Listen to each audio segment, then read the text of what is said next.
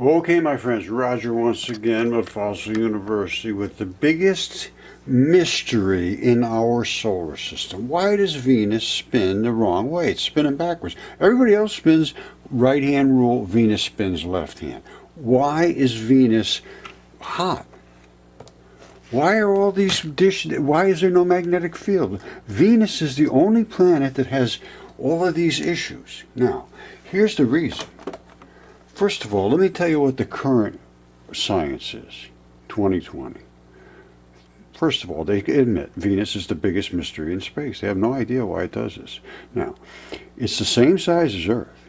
However, it spins backwards on its axis. Its temperature is 900 degrees.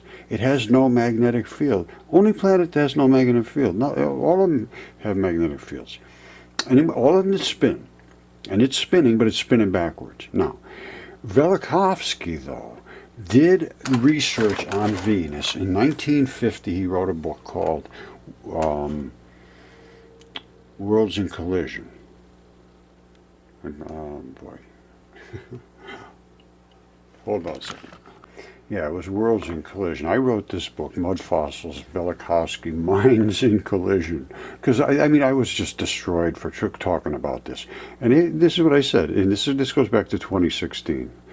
1/1 of 2016. It's Introduction to Mudfossils, Velikovsky, and Minds in Collision. His was Worlds in Collision. Now, I had a dream there were giants all over the Earth. They were as tall as mountains. And all of a sudden, Jupiter gave birth to Venus. This is what Velikovsky said. In a normal vaginal way, and after birth spewed into space and fell on Earth as red powdered blood, stones, milk, and honey.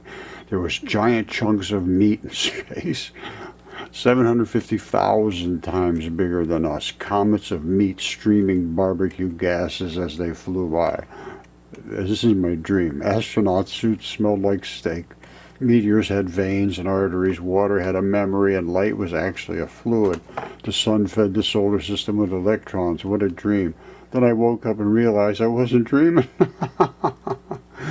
My whole life was a dream until I realized this. Anyway, it goes on. This is not me anymore. This is. I had this Facebook page and I got away because I tried to question everything, and boy, I'll tell you, the people, just an absolute nightmare. So I actually had to close my website. I had to close everything and just get out of everything because they're just absolutely insane people out there. Anyway, and I put down here, without an open mind, you are doomed here between these pages.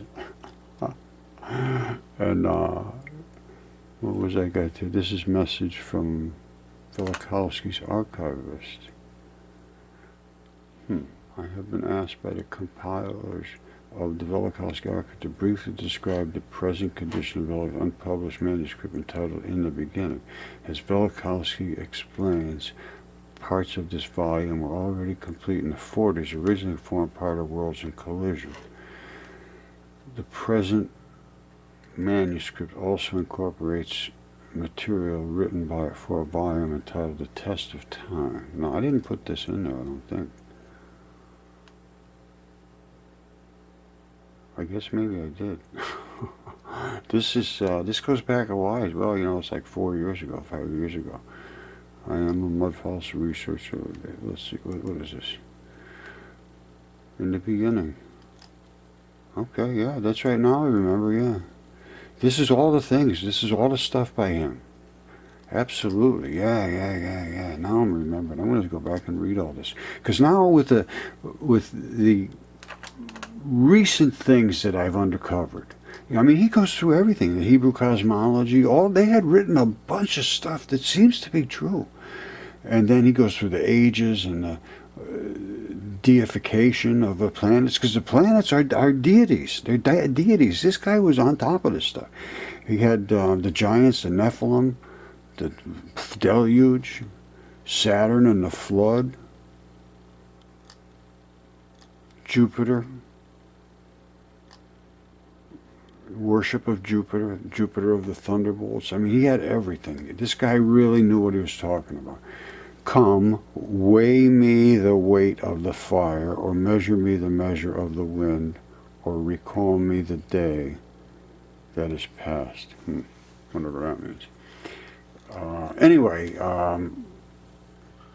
I want to make sure that it's understood he was right. He was right about all the stuff that he was saying. And I just watched the show. Not a word about Velikovsky, not a word about it spinning backwards. And it was all about, oh, we're trying to figure out Venus. We got it all figured out. It was just this and everything. All absolute nonsense. Never talked about the planet spinning backwards. Never talked about Velikovsky. Never talked about it being born from Jupiter, out of the great red spot, which is exactly the same size as Venus. It's a giant red vagina is what it really basically is, I believe.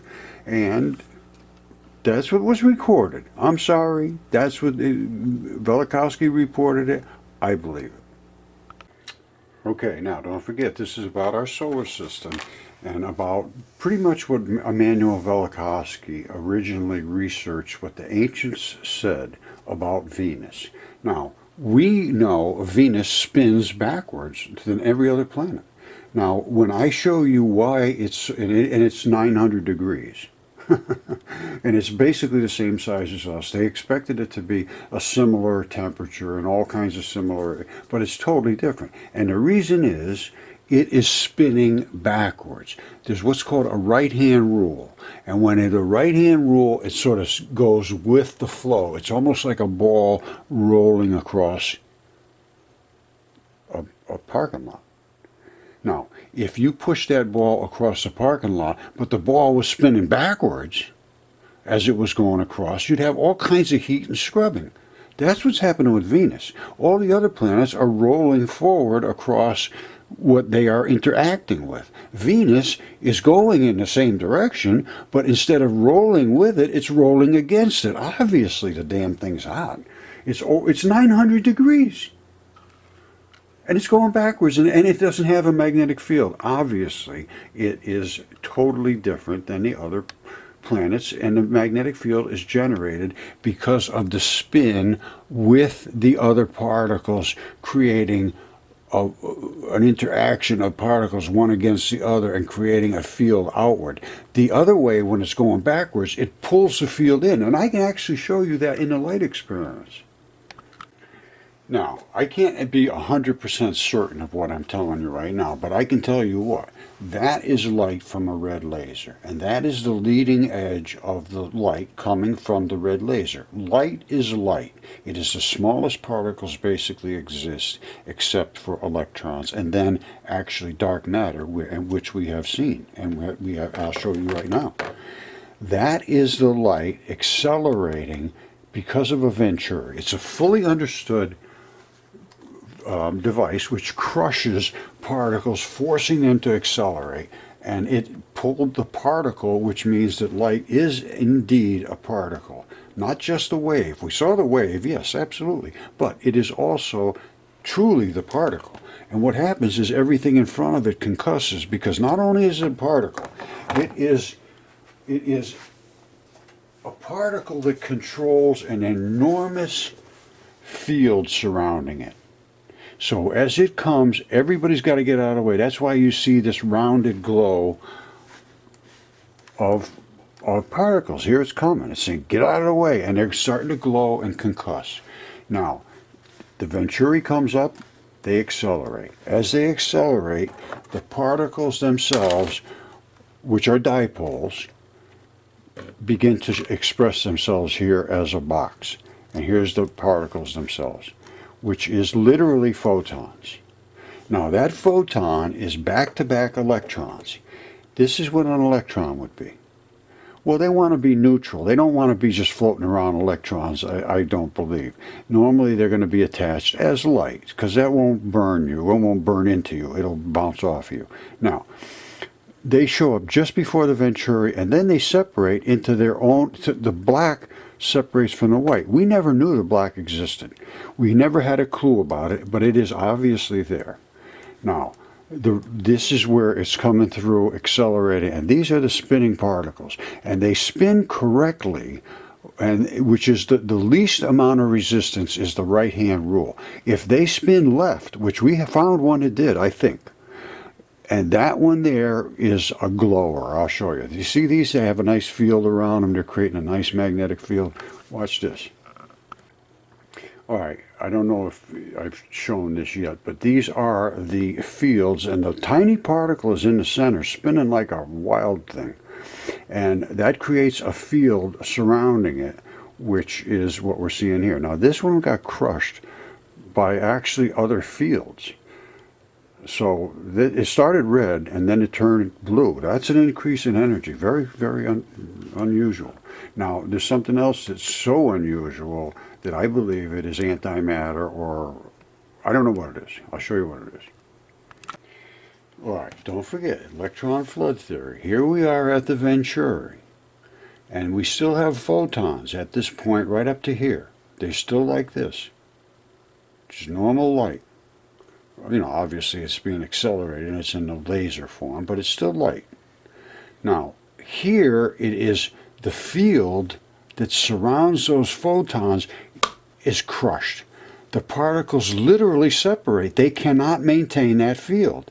When they do, they not only turn into electrons and break apart, then they literally break apart each other, and you get a concussive material, and then you get the non-concussive dark matter. That's the dark matter right there. Right there it is. It's always there, but the only time we ever see it is when we accelerate the light. Now, what are we looking at here? We're looking at this, looking into it. These are the electrons, literally electrons, and they are creating fields around them as they come out in the right-hand rule. Well, guess what? You see that one there? That's an electron too. It came through here, or a photon. Well, now it's an electron because it's undergone its separation, I believe. All right, now these come in the colors of the red and the blue and the green, and that one there is a reverse spinning particle. I'm almost certain. You see no field surrounding it. There's no field. These all have fields surrounding it. There's obviously a field surrounding the particle, which is in the center. That's not the particle. The particle's in the center creating a gigantic field. That particle is in the center going backwards, bringing its field into itself instead of throwing its field out around itself. It has something to do with this right-hand rule. I haven't really locked it down, but it's something to do with as the light moves forward, it hits one of these edges and forces it to spin a certain way. And if it hit the wrong side and forced it to start spinning, you know, I don't know, some way, bounced back and forth and got caught up in some kind of turbulence, I don't know. But it looks like that's what's going on there. That is a reverse spinner. Now, so if that's an electron, which I believe I can call that an electron, the dark matter portion has removed itself, and that literally now is an electron, electron neutrino, whatever you want to call it, electron shower. That is the same as this, only it's not doing the same thing that is. So what is it? All right, it's the same. It started out the same way. It came out of the same laser, doing everything the same way. But after it went through the Venturi, it did this, which it means it's not light in the nature that we know light of. What is it? Is it antimatter? Is it anti-light? Let's see what happens when it impacts with light. I think I saw that, and let's take a look at it. All right. These are the fields surrounding the particles. That, I believe, is a reverse spinner. And then it appears to have impacted, well, it obviously looks like it's impacting.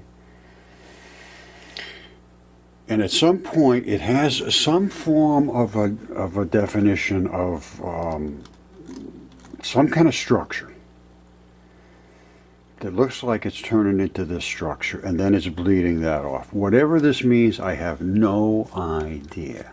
However, I do have an idea that this particle and that particle down there and this particle came from the same device through the same Venturi, and one of them, well, this one obviously, did not do what the other ones did. And every other one did the same thing. And that's the only one I've ever seen that did that. And then this. And like I say, Rod Warren, he must have spent, I can't imagine the amount of time he spent on this. But thank God for Rod doing this, and thank you, brother. And I don't know how you did it, man, because I did some, and I just couldn't get close to what he's doing, and he did everything I asked. So why should I do it? But I had other people do it, and it nothing like what Rod could do. But they produced similar characteristics, but not like the quality of this. Wait, let me show you some. Let me show you the green ones. It's red, green, you name it. All right, here's the green ones. A lot more powerful. You see how concussive, how there's a bazillion different little waves. And really, this is basically what it is. The red one is out like this, and the green one is down here, and the blue one is way, way, way down. So you get more and more and more interaction. But it's the same particle. Here, I'll show you the particle. You saw it before. Hold on. You saw it was like a box of particles. All right, you saw how they came in, and when they come in, you don't see them having any big definition to them. They look like little Oreo cookies. Then they turn into this little box-looking thing where you can see the dark matter and the light matter. The electron, really, that's an electron, that's an electron. Together, they make a photon. Here, they make chaos. They just split, and the black particle goes away and lets the white particles explode. See it? And the green does exactly the same thing, and it's exactly the same particle, no difference whatsoever. It's a little more energetic, and it concusses a little further out. This is how the green comes. It doesn't concuss until it's way out there, but they're the same particles. And you can see this is the red and the green at the same time coming through the venturi.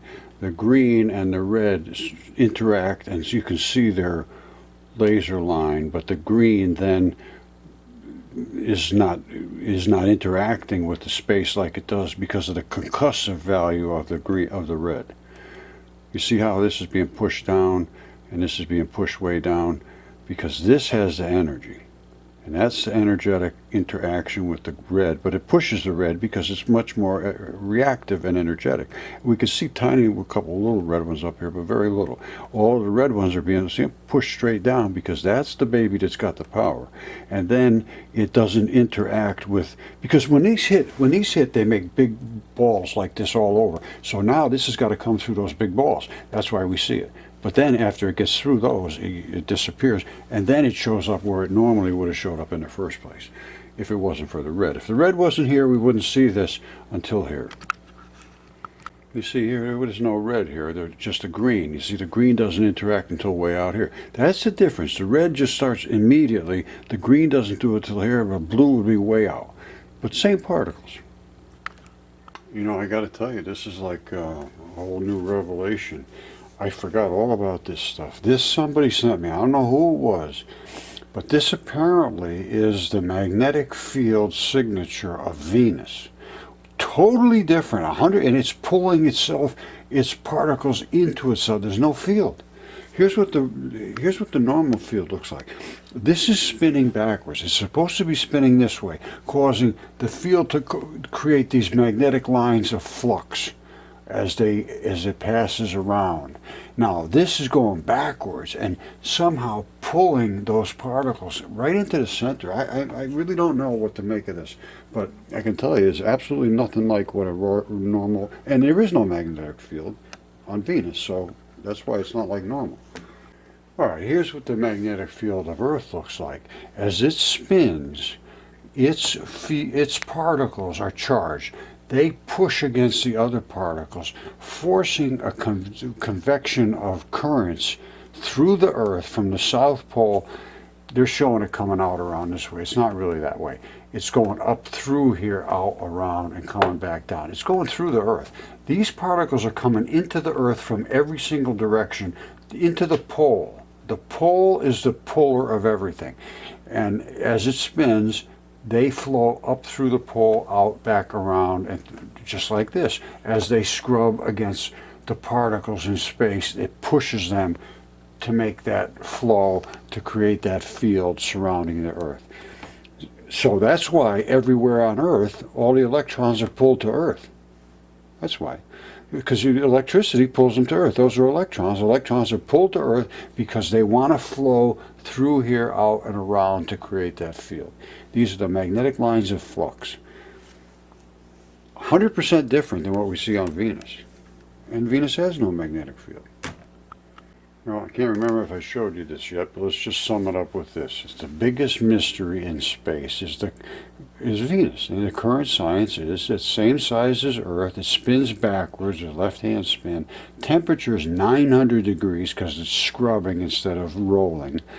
It has no magnetic field. I think we've discussed all that. Velikovsky, 1950, he studied every culture on Earth, the texts, papyrus, everything, all the old tablets, same stories in all of them. And the same story said that Venus was born in 1500 BC from the feared god Jupiter, which is the planet Jupiter, and was a god. And there was a worldwide disaster back then when that happened. Venus was a fiery comet born. It was as bright as the sun, and it disrupted everything in our solar system. And the giant red spot on on Jupiter, is approximately the same size as the diameter of Venus. So it could be the giant red vagina. Who knows? Because when that was born from Jupiter, blood covered the Earth. The Earth, everything turned red, 100% red. Then milk and honey fell, and the Earth was red. Milk and honey is the afterbirth, is the placenta particles. And then plagues happened all over the Earth from the blood that fell, they said. Mars was destroyed, and all the cultures on Earth recorded this, and they recorded the Great Flood. So it's time to look at these things in a whole new light because of what Mudfossil University has discovered here. We have the evidence that shows these things were not silly, and it's time to look at them in a whole new, instead of just making jokes about it and teasing people and calling them idiots. I think it's time to take a little more consideration of what was written in the past. Just like my good friend Emanuel Velikovsky said, I wish I could have shook his hand. I'm telling you, that guy was a hero. And he was destroyed. And it goes right on till today. So it's time somebody has to stand up. He stood up and they destroyed him. But I have so much evidence now, you can't destroy me. I can't be destroyed. Nobody can destroy me. They can only hide. And they are doing it pretty successfully. So somebody has to stand up. I don't care how it's done. But I'm going to start putting it all through my website, the truth of what our ancient history is. Because I'm telling you, I think there's more to this life than just this life. You take your own perspective on whatever you think is going to happen to you when you die. But I can tell you what right now, my friend, it's highly unlikely that you will not die. All right, so I'm thinking about it a little bit now because I'm pretty close to that part where it's highly unlikely that I will continue to live. So, well, actually, at this point, I think it's likely that I will continue to live. Because it says it right in the ancient text. It says, if you decipher these mysteries, you will not taste death. And that's exactly what it says. Exactly. That word, basically word for word. All right, I love you. Figure out those mysteries and I'll see you on the other side. Otherwise, vayos con Dios, amigo. Okay, I know we got way off track and it went this way and that way, but really all you can do is understand everything about the particles in space and the nature of electrons and molecules. There's a lot here. Now, I'm going to ask somebody if anybody knows where this picture originated from. I get so much stuff that I just lose track of it. As a matter of fact, if I hadn't seen this today, I don't think I've seen this in 5 years. I don't know. I can't remember the last time. And I have no idea where it came from. And I don't know if it really is, honestly, the magnetic field of Venus, which has no magnetic field, but it has some form of an extremely energetic core or body. That we know. 900 degrees. And when I showed the particles and the ones that gave their regular field looking like a regular magnetic field, and then I showed the one that spun backwards, it had an extremely brilliant spot with no field around it. So I'm just guessing at this point. I don't like to guess, but I have enough evidence to point me in a direction where I can make a couple of guesses, and then we'll figure it out from there. I'm not saying I got it all figured out. If you can't talk about something, you can never figure anything out. So that's the problem we got right now. If you present something that goes against what the brilliant people have said, well, they destroy you before you can make your statements. All right? I love you all. God bless you.